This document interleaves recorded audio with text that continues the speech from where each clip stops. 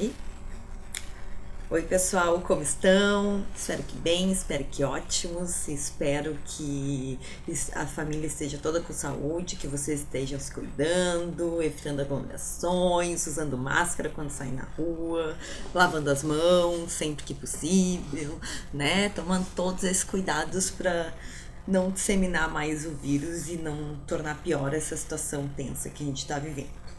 Estamos dando início a uma nova fase do nosso ensino EAD, que agora o governo do estado já disse que a gente vai estar até o final do ano nesse formato EAD. Então a gente vai ter, mesmo que a gente tenha aulas presenciais. Então a gente vai ter que achar a melhor maneira possível de fazer isso. Eu sei que é tudo novo para todo mundo, então qualquer dúvida me perguntem pelo Classroom, pelo grupo. Então, pessoal, quem não tá no grupo, então, pessoal, peça para entrar no grupo. E sim, o nome do grupo é então, pessoal, aos alunos de primeiro ano. Os de segundo e terceiro já sabem muito bem do grupo, inclusive porque que ele tem esse nome, né?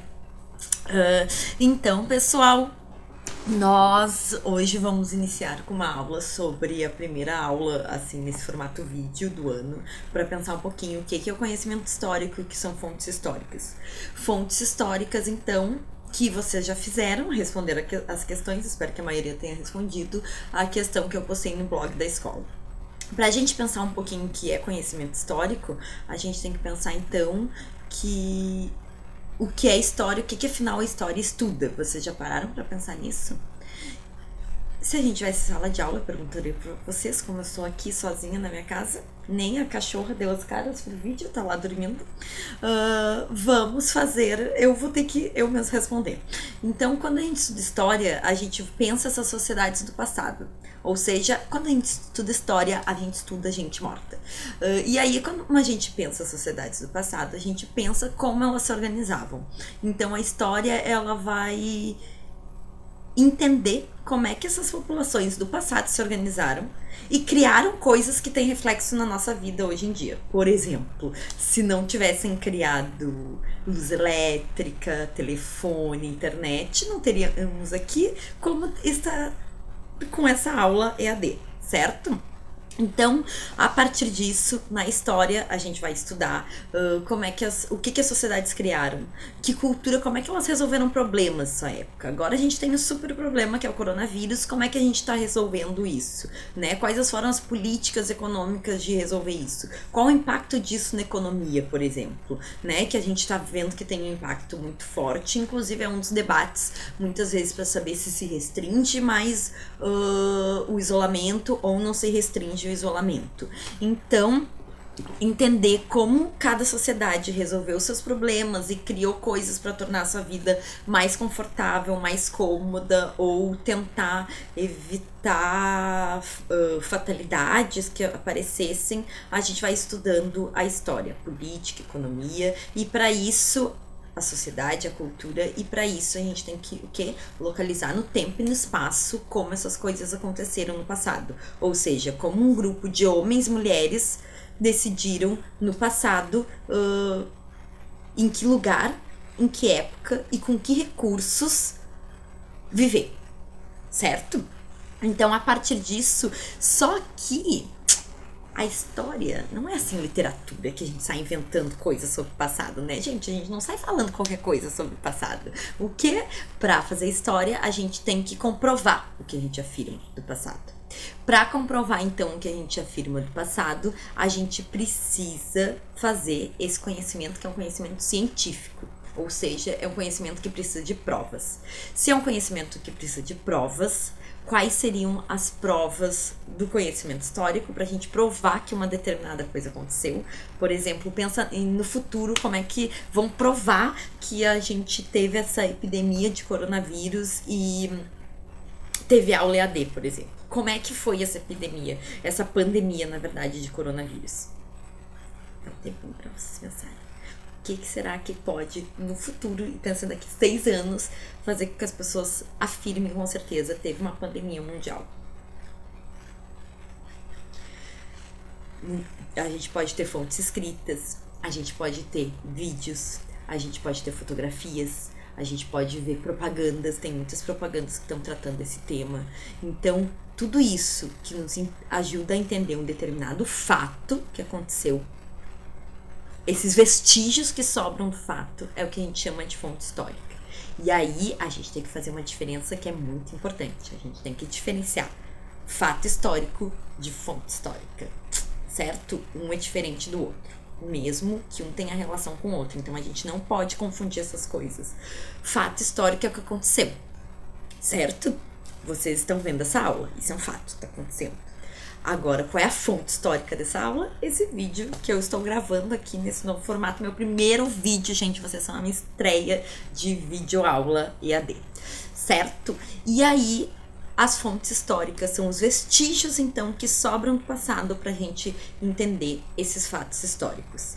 E quando a gente vai entender o passado através das fontes históricas, a gente tem que fazer algumas perguntinhas para essas fontes históricas. Quais seriam essas perguntinhas que a gente poderia fazer para as fontes históricas? Primeiro, de quando ela é datada? Onde ela foi encontrada? Qual a função dela? Para que essa fonte histórica servia? O que a gente pode entender dessa sociedade do passado a partir dessa fonte histórica? Quem fez essa fonte histórica? Ou seja, essa pessoa tinha poder político, tinha poder econômico, tinha interesses ao produzir uma determinada imagem ou não? Quais os interesses ao produzir? Ou, sei lá, daqui a pouco não foi uma fonte produzida, tipo um fóssil, né? Quem era essa pessoa, então, desse fóssil que morreu? Certo? O que comiam essas pessoas? Então, a gente vai fazendo perguntas para essas fontes históricas para entender um pedacinho do passado a partir dessas fontes históricas, certo? E aí, para continuar nossa aula, entender isso um pouquinho melhor, eu vou trazer alguns exemplos de fonte histórica. O primeiro exemplo seriam estátuas, que nem essas estátuas que aparecem aqui. As estátuas, então, elas podem ser fontes históricas. Essas estátuas específicas,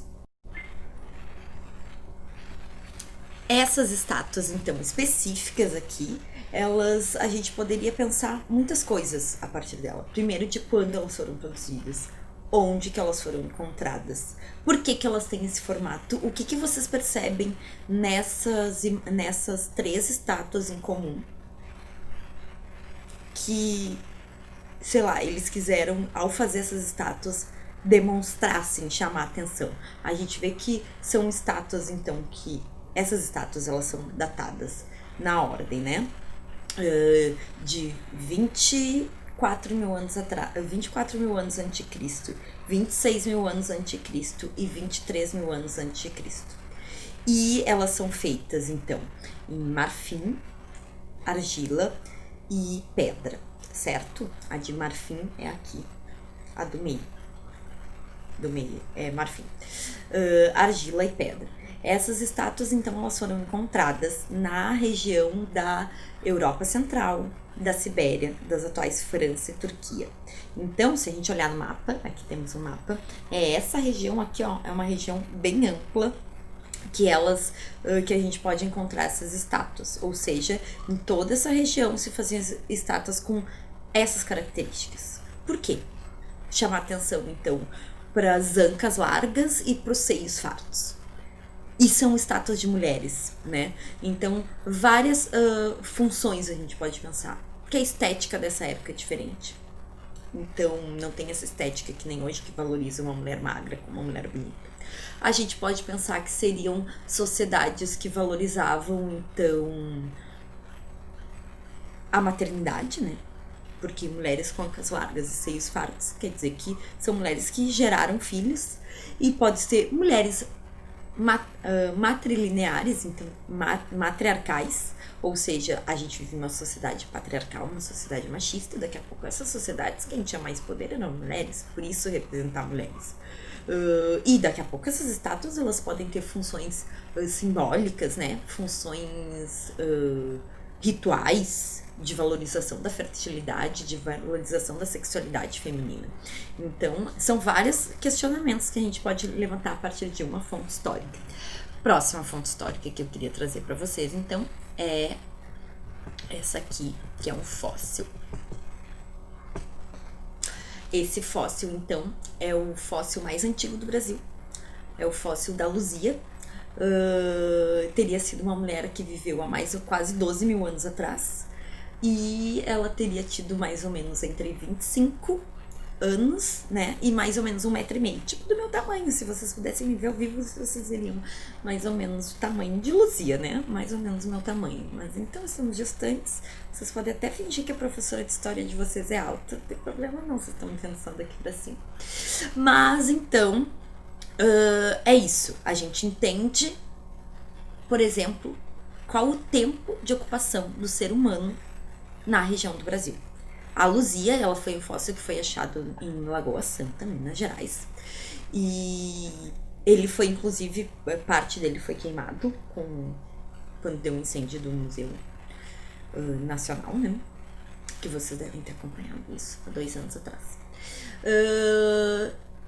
Então, a partir dos fósseis, a gente pode entender esses fósseis aí distribuídos que se acharam em várias partes do mundo. Como é que se deu essa ocupação humana? Em que épocas que foi se dando essa ocupação humana, certo?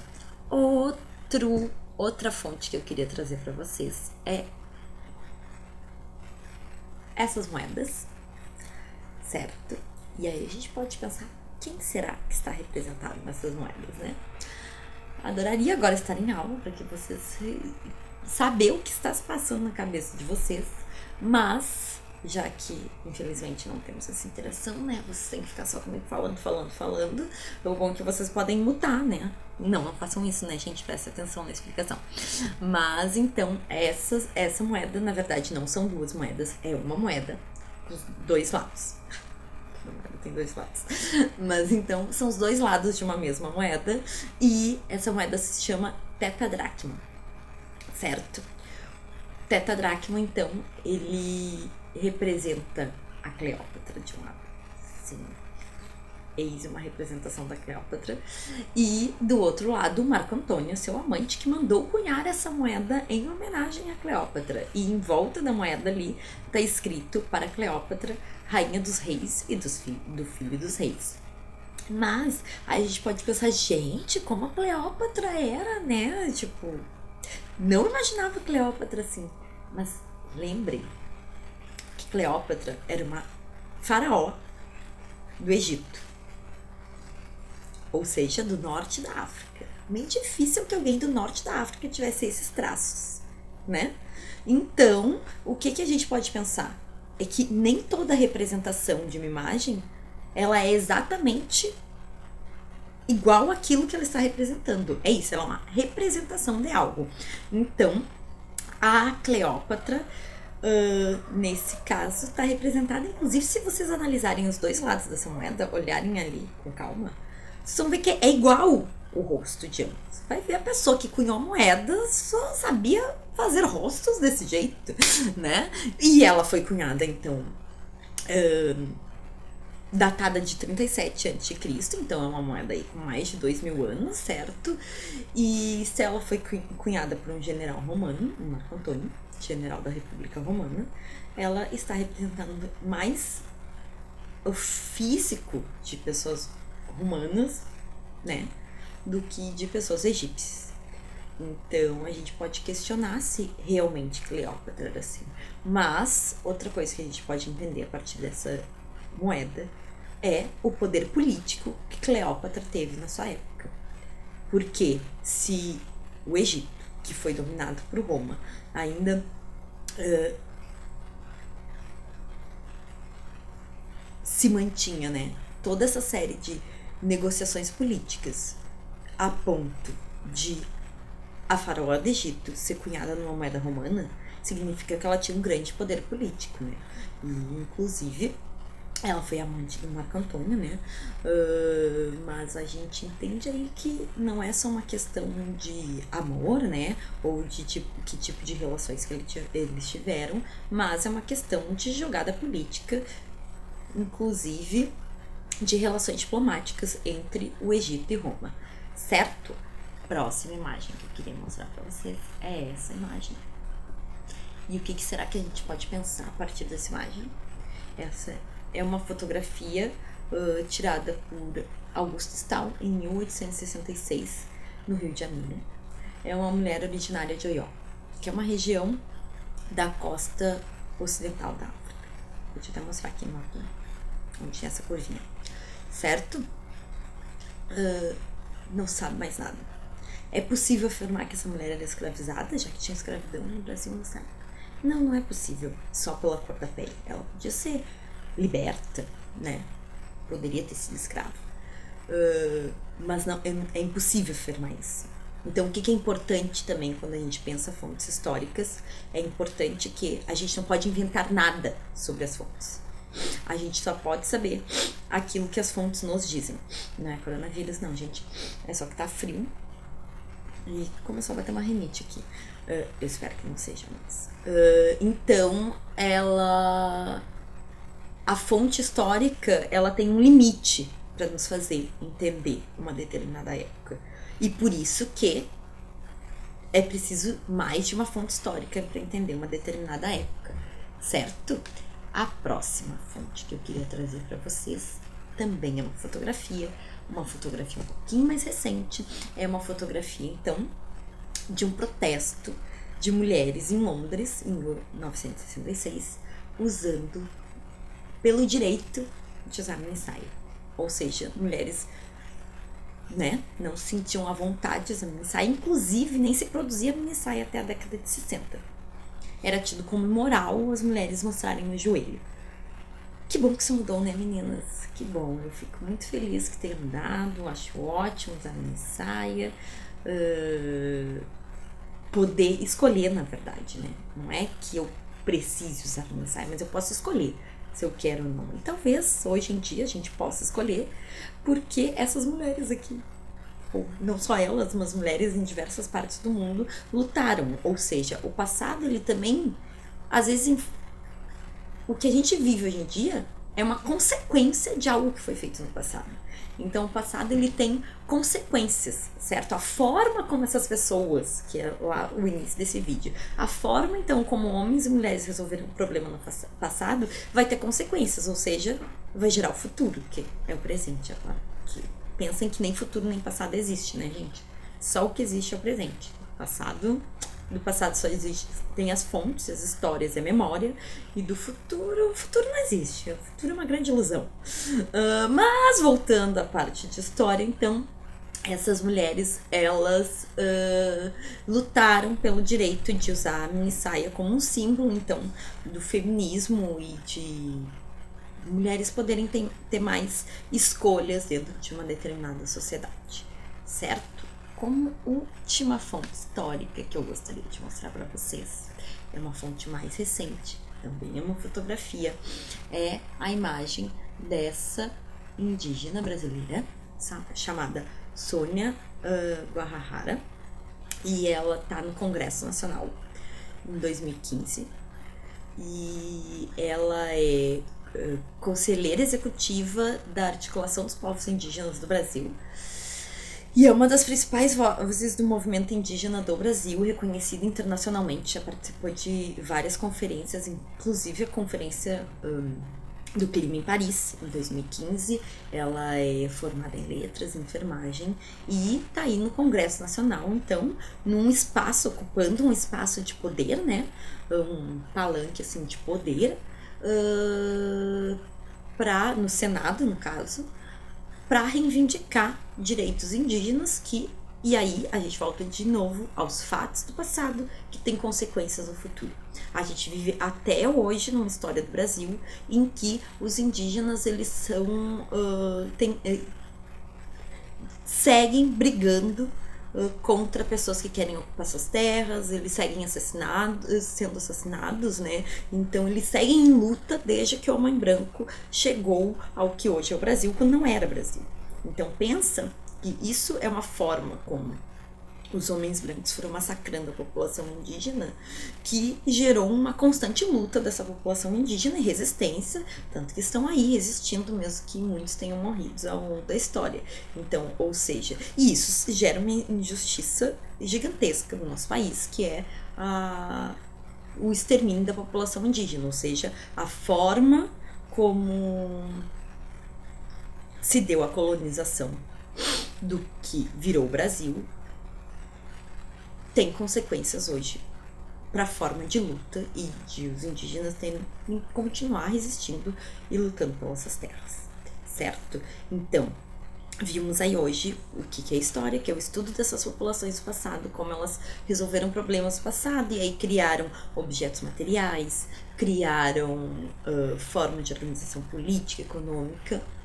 E a gente viu também o que é fonte histórica, que é diferente de fato, e a gente viu vários exemplos de fonte histórica. Poderia ter mais, poderia ter fonte escrita, poderia ter relatos orais, eu trouxe só algumas, mas pensem que fontes históricas, então, é todo vestígio que sobra do passado e que nos ajuda a entender o passado, certo? Então, se tiverem dúvidas, gente, perguntem, me chamem no grupo, então, pessoal, me chamem no Google Classroom, certo? Mandem perguntas e primeiros anos que ainda não me conhecem. Óbvio, depois de todas essas aulas, temos umas questõezinhas, certo? Vou postar lá no grupo, junto com o vídeo, questões para vocês responderem no Google Classroom, né? Que as respostas vão ser por ali, sobre esse vídeo, essa aula de hoje. Então, até a próxima e que a gente tente sair da melhor maneira possível disso. Abraço!